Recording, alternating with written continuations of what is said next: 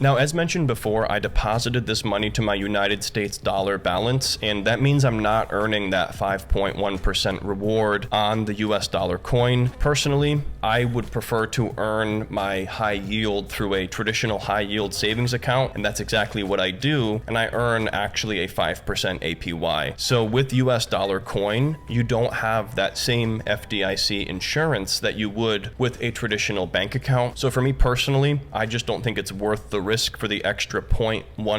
APY, but you can of course make your own decision on that of whether or not you'd want to hold US dollar coin within the Coinbase app, or instead if you want, you could just keep it as United States dollar, and then when you have money sitting around, just transfer it back out to your FDIC insured bank account. So from the home screen, once again, if we navigate back over here to my assets and scroll down, we can see that in my United States dollar balance, we have 51.55. Now again, if you wanted to put this into the US dollar coin after understanding the risks involved, primarily the main one is that there's no FDIC insurance, you would do so by clicking on the plus button here and moving money over from your US dollar account if you select that here as an option. So you can go from your US dollar wallet to US dollar coin if you want to earn a APY or rate of return on your idle uninvested cash. And if you want to keep track of that, that's going to be down here on the bottom right looking at the earn tab. And I guess I somehow at one point earned 80 cents by holding some US dollar coin, but as mentioned, I use a high yield savings account instead of the 5.1% APY available on US dollar coin.